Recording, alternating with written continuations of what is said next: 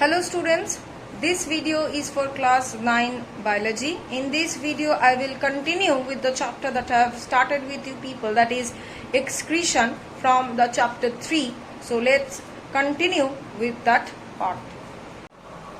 Now in this video we will start with the structure of kidney.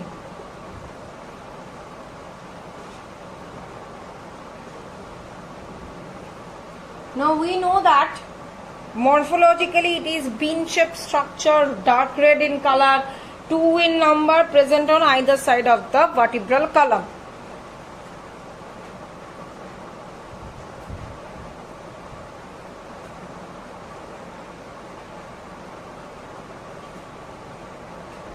So this is our kidney. So if I will cross section it, then we can see various more structures within it. So let us see. Now this is the internal structure of it. Here we can see renal artery and renal vein is entering. This is the renal artery and this one is the renal vein. Okay. Now the right kidney is slightly smaller than the left kidney, and the left is situated above the slightly above the right one. Okay. Now each kidney is covered by a membrane.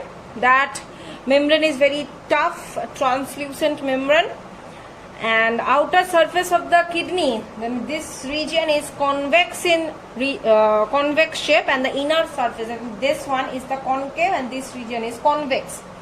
Clear? A depression is present. This region, this depression, it is termed as hilus or hilum. Okay.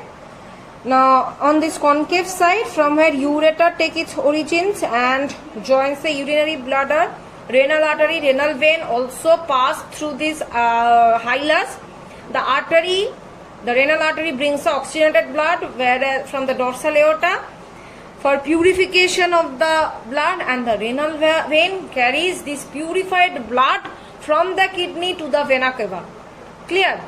Now this ureter, which is running from the hilus and joining to the bladder, this ureter carrying the urine. If next we will go for the cross-sectional part, internal structure. Now the kidney is having two parts. One is the outer region, another one is the middle region or inner region. Okay. The inner region is termed as medulla and the outer region is termed as cortex. Outer region is dark red in color, whereas the medulla is the pale in color. Now the ureter entering through this hilum expands, forming a white funnel shaped structure called pelvis. Okay, it just expands like this. Like this. It is forming a funnel, broad funnel like structure. Okay, that is the pelvis. Now which has at its free end and a number of cup like cavities called calyces. That means now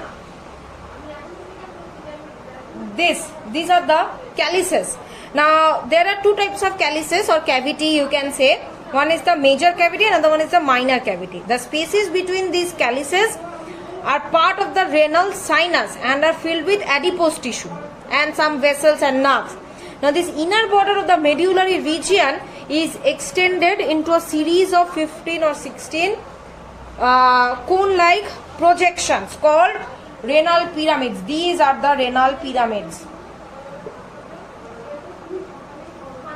Okay. Now these renal pyramids are the ones who are carrying these nephrons. Okay. That means all these nephrons are being grouped together within these renal pyramids. About each kidney contains about 1 million of nephrons, which are the structural and functional unit of the excretory system. Clear till this much? Now next we will move on to the structure of the nephron. Now nephron, it is the structural and functional unit of the kidney. It is carrying out all the excretory processes in our body. Now According to the position of the nephron within the kidney, the nephron are of two types. What are they? One is superficial nephron, another one is juxtamedullary nephron.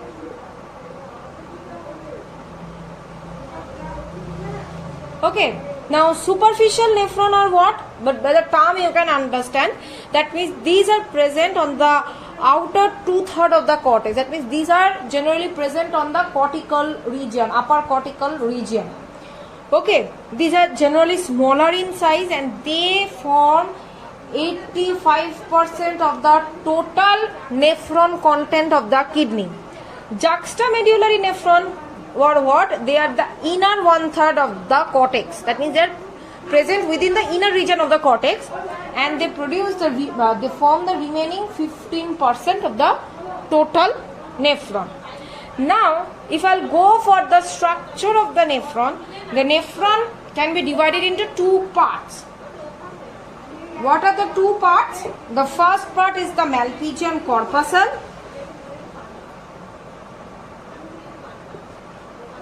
And the second one is the renal tubule. Okay, now Malpighian corpuscle, it is again divided into two regions. What are they? Bowman's capsule and glomerulus.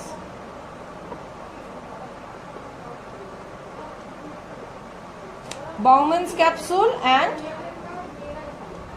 glomerulus. Now, Bowman's capsule is a cup-shaped structure, a filtering structure which is cup-shaped, and glomerulus is a tuft of capillaries which is placed within this Bowman's capsule. These two togetherly they are forming the Malpighian corpuscle. Now, we will go for the renal tubule. Renal tubule is having another parts. Generally, 4 parts it is having. What are they? First one is PCT, or proximal convoluted tubule. Just below the Bowman's capsule, the tube got convoluted, that is the PCT. After that, after the finishing of the PCT, of the portion of the PCT, then comes the Henle's loop. The U-shaped structure or U-shaped tube, that is the Henle's loop. Now this Henle's loop is again having 4 parts: descending thick segment, descending thin segment, and ascending thin segment, ascending thick segment. Now the third part after Henle's loop, another part is there, that is DCT or distal convoluted tubule. This is forming the next part of the renal tubule, and it is also highly convoluted. And the last part is the collecting tubule. Okay, collecting tubule, it is the the last part of the nephron.